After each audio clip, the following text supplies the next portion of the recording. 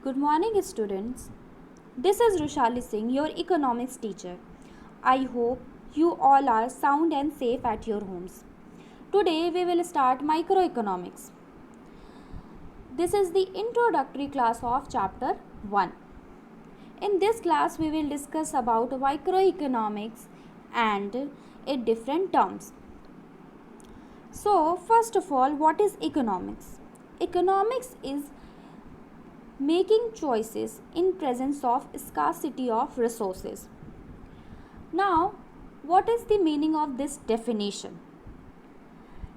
इस डेफिनेशन की क्या मीनिंग है? हमारी वांट्स, हमारी चाहतें जो कि अनलिमिटेड होती हैं,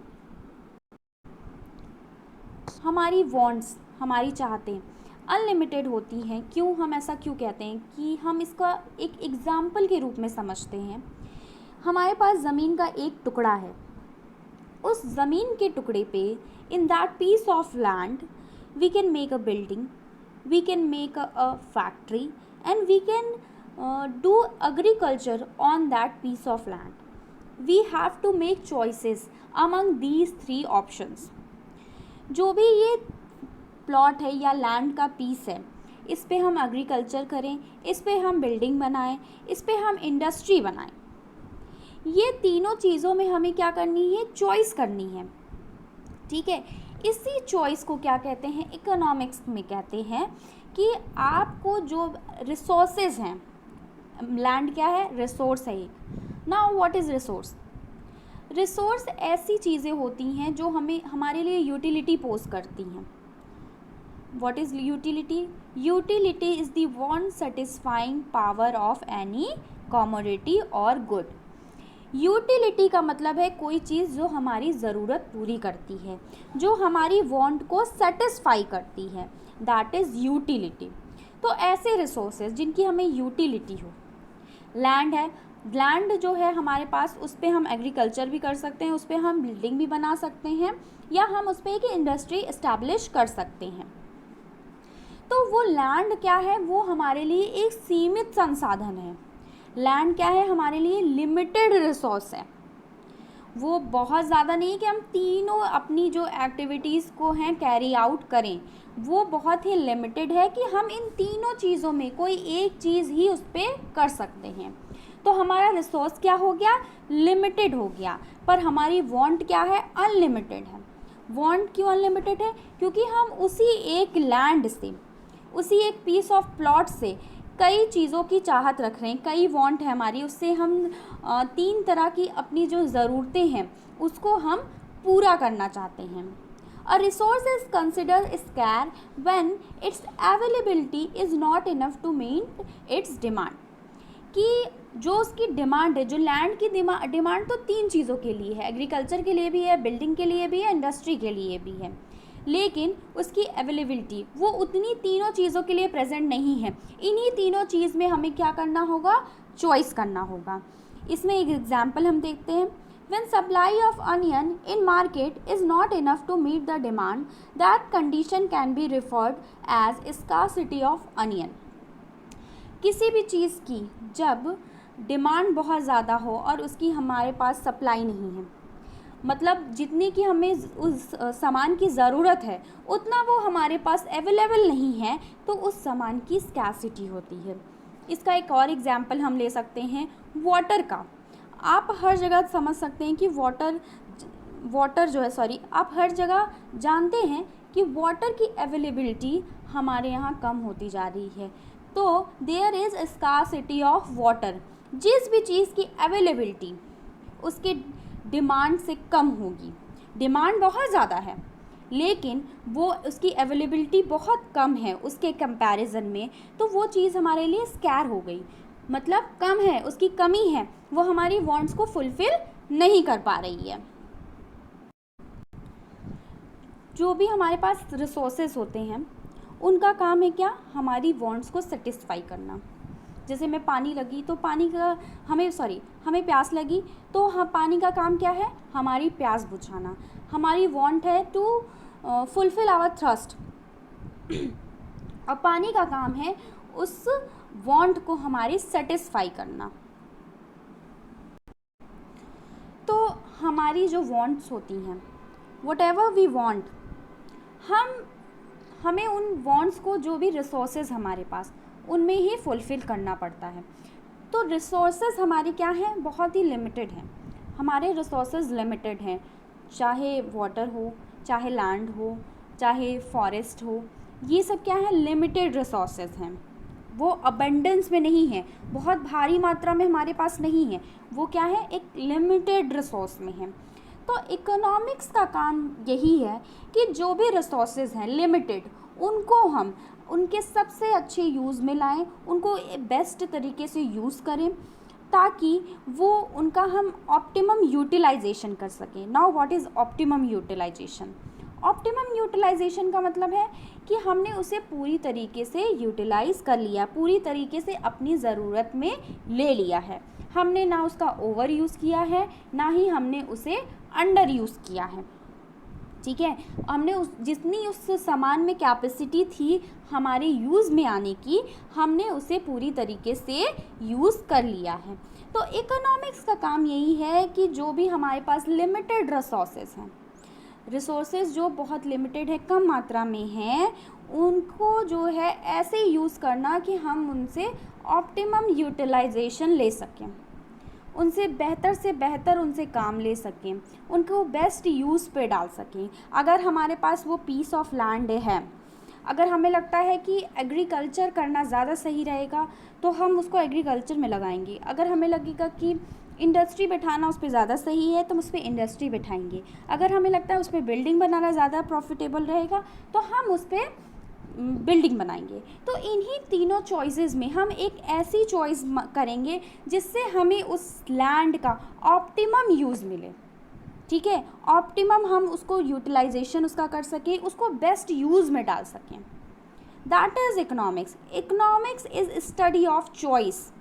जो भी चॉइस हम मेक करते हैं, कब, जब इस हमारे रिसोर्सेज क्या है, स्कैर हैं, मतलब हमारे पास रिसोर्सेज की कमी है, तब हम जो चॉइसेस करते हैं उसकी स्टडी को क्या कहते हैं, इकोनॉमिक्स कहते हैं। Now what is micro economics? Micro economics में हम पढ़ते हैं स्मॉल यूनिट्स के बारे में, जो हमारी इकॉनमी में स्मॉल यूनिट्स होती हैं। Now what is economy? Economy हमारी देश की, किसी भी नेशन की इकॉनमी क्या होती है, उसके 3 सेक्टर्स होते हैं, primary sector, secondary sector and tertiary sector. In primary sector we talk about agriculture. In secondary sector we talk about industrial activities, जो भी वहाँ प्रोडक्शन हो रही हैं, एक्टिविटीज़ हो रही हैं, we talk about that in secondary sector. In tertiary sector we also call it tertiary sector service sector. जो भी सर्विस प्रोवाइडिंग सेक्टर्स होते हैं, जैसे इनमें क्या आ सकता है, बैंक्स आ सकते हैं, हमारे स्कूल आ सकते हैं, रेस्टोरेंट आ सकते हैं, ये सारी जो सर्विसेज हमें प्रोवाइड करते हैं। ठीक है, तो ये सेक्टर्स हमारे टर्शरी में, ये सारी चीज़ें हमारे टर्शरी सेक्टर में इंक्लूडेड होती हैं। तो इकॉनमी क्या है? Economy is simply 3 sectors, primary, secondary and tertiary. Whatever production, consumption, investment and exchange happening in an economy, in these sector, that is economy overall. Now what is microeconomics? तो micro economics में हम small units का study करते हैं. Small units like house hold आते हैं, firm आते हैं, ग्रुप ऑफ इंस्टीट्यूशंस आते हैं, छोटी छोटी यूनिट्स जो होती हैं हमारे समाज की, हमारी इकोनॉमी की जो स्मॉल यूनिट्स होती हैं, उनको हम कंसिडरेशन में रखते हैं, उनका प्रॉफिट देखते हैं, उनका प्रोडक्शन देखते हैं, उनका कंजम्पशन देखते हैं, उनका इन्वेस्टमेंट एंड उनका एक्सचेंज देखते हैं. माइक्रो इकोनॉमिक्स, जैसे कि नेम सजेस्ट कर रहा है, micro means small, very small. So microeconomics is simply the study of economy at individual units. Now what are these individual units? Individual units are firms, household and collection of institute. We study that about in microeconomics. In an economy, 4 major activities would take place. First is production, then consumption, then investment, then exchange. Now, what happens in production? In production, some goods are made, goods are generated, goods and services are made or generated or created. Now, what are goods and services? There are two types of goods that are produced in production. First is tangible goods. Tangible goods are physical goods. Okay, we can touch them. ऐसी चीज़ें जिन्हें हम touch कर सकते हैं, जिन्हें छू सकते हैं, that is tangible goods. Book हो गई, आपका मोबाइल फ़ोन हो गया, कोई भी आपके एडिबल आइटम्स हो गए, that all are tangible goods which satisfy people wants and need. Now there is intangible goods. Now what are intangible goods? Goods which we can not see और touch. हम उनकी बस फीलिंग ले सकते हैं और उनसे सेटिस्फैक्शन ले सकते हैं. जैसे स्कूल में आप एजुकेशन लेते हैं, बैंकिंग सेक्टर में जो भी सर्विसेज प्रोवाइड होती हैं, आप किसी होटल या रेस्टोरेंट में गए हैं, वहाँ पे जो आपको सर्विसेज मिल रही हैं, तो जो भी सर्विसेज हैं दैट आर इनटेंजिबल गुड्स. यही गुड्स एंड सर्विसेज जब फाइनल गुड्स एंड सर्विसेज बन जाते हैं तो हम इनका कंजम्पशन करते हैं. Now what is final goods and services? Final goods and services are those goods and services which are ready to use. हम उन्हें इस्तेमाल कर सकते हैं. अब उनमें फ़र्दर कोई प्रोडक्शन का स्टेज नहीं बाकी होता. अब क्या, जैसे एक बुक ही हो गई, अब उसमें कुछ प्रिंटिंग बाकी नहीं होती. वो स्टोर पे आ गया, उस पर पैसे प्रिंट हो गए हैं, MRP प्रिंट हो गई है, उस पर अंदर का सारा कंटेंट प्रिंट हो गया है. अब वो क्या है, वो पढ़ने के लिए अवेलेबल है. तो अब उसमें कोई प्रोडक्शन का स्टेज बाकी नहीं है, वो हमारे लिए रेडी टू यूज़ है. ऐसे ही कोई एडिबल आइटम है, जैसे हम बिस्किट का एग्जाम्पल लेते हैं. पहले वीट उगाया जाता है फील्ड में, फिर वो मिलर के पास जाता है जहाँ वो उसको पीसता है, आटे के रूप में तब्दील करता है. फिर वहाँ से वो बेकरी में जाता है, बेकरी में वो बिस्किट में बदलता है. फिर उसकी पैकेजिंग होती है, लेबलिंग होती है, उस पर MRP लिखी जाती है. फिर वो हमारे लिए रख दिया जाता है सेल करने के लिए और हम जाके उसको ख़रीद के कंजम्पशन उसका करते हैं. तो फाइनल गुड्स वही गुड्स होते हैं जो कंजम्पशन के लिए अवेलेबल हो जाते हैं, वो रेडी टू यूज़ हैं. अब उनमें कोई फर्दर प्रोडक्शन एक्टिविटी नहीं होनी है. इकोनॉमी में सेकंड हमारा है कंजम्पशन. कंजम्पशन का सिंपल मीन है टू कंज्यूम समथिंग. जो भी गुड्स एंड सर्विसेज का हमारा प्रोडक्शन हुआ उसे क्या हम करेंगे, अब हम उसे कंज्यूम करेंगे. एक कंजम्पशन की एक्टिविटी हमारी होगी. कंजम्पशन का सिंपली मीन है जो भी गुड्स एंड सर्विसेज अवेलेबल हैं उनका हम कंजम्पशन करें, उनको ग्रहण करें, उनको लें. Okay, next is investment. Now what is investment? ऐसे किसी भी चीज़ में पैसा लगाना या उसे ख़रीदना कि वो हमें फर्दर प्रॉफिट देगा. ओके, इन्वेस्टमेंट का सिंपल मतलब है ऐसी चीज़ में पैसे डालना, ऐसी चीज़ में पैसे लगाना कि वो हमें फर्दर और प्रॉफिट दे. कभी आप कोई चीज़ खरीदिए, उसमें वैल्यू एडिशन करिए और आपने वो चीज़ आपने 10,000 में ख़रीदी है, आगे चल के आप उसे 15,000 में बेच दीजिए. तो जो आपने 10,000 का क्या किया, इन्वेस्टमेंट किया और आपको प्रॉफिट मिला 5,000 का. तो इन्वेस्टमेंट सिंपली मीन्स कि आप पैसे इन्वेस्ट कर रहे हैं, आप पैसे लगा रहे हैं फर्दर प्रॉफिट के लिए, प्रॉफिट गेन करने के लिए. Now next is exchange. Now what is exchange? Exchange simply means जो भी गुड्स एंड सर्विसेज हमने प्रोड्यूस किए हैं और कंजम्पशन हम कर रहे हैं, हम इन्वेस्टमेंट कर रहे हैं, इनको हम एक्सचेंज एक्टिविटी के थ्रू, मतलब पैसे से ख़रीदेंगे, पैसे से एक्सचेंज करके हम गुड्स एंड सर्विसेज ख़रीदेंगे, पैसे एक्सचेंज करके हम प्रोडक्शन एक्टिविटी अपनी कैरी आउट करेंगे. और एक्सचेंज एक्टिविटी जो भी हमारे पैसे की एक्सचेंज एक्टिविटी है उसको करके हम क्या, इन्वेस्टमेंट को करेंगे. तो एक्सचेंज सिंपली मीन कि जो भी हमारी इकॉनमी में पैसे का लेन देन हो रहा है, कभी भी हम कोई गुड्स एंड सर्विसेज परचेज़ कर रहे हैं तो उसके एक्सचेंज में हम क्या कर रहे हैं, पैसे दे रहे हैं. एक मॉनेटरी एक्सचेंज हो रहा है जो भी इकॉनमी में, वो सब क्या आएगी, एक्सचेंज में कंसिडर होगी. सो इकोनॉमिक्स या माइक्रो इकोनॉमिक्स में हम स्मॉल यूनिट को स्टडी करते हैं. जो भी स्मॉल यूनिट्स है किसी भी इकॉनमी की, हाउस होल्ड हो गया, फर्म्स हो गए, डिफरेंट स्मॉल इंस्टीट्यूशंस हो गए, इनकी हम स्टडी करते हैं। Whatever activity they are doing in an economy, उनकी स्टडी को माइक्रो इकोनॉमिक्स हम कहते हैं। सो माइक्रो इकोनॉमिक्स में हम सिंपली ये देखते हैं कि जब भी स्कार्सिटी है, हम इस स्कार्सिटी को फेस कर रहे हैं, हमारे पास अनलिमिटेड वांट्स हैं और लिमिटेड रिसोर्सेज हैं, okay, that is scarcity. So whatever choices we make, that is economics. Economics is making choices in presence of scarcity of resources. Economics is a social science concerned with production, distribution, and consumption of goods and services. It studies how individuals, business, government, and nation make choices about how to allocate resources. जो economics में हम production, distribution and consumption of goods and services को consideration में रखते हैं, उनकी study करते हैं।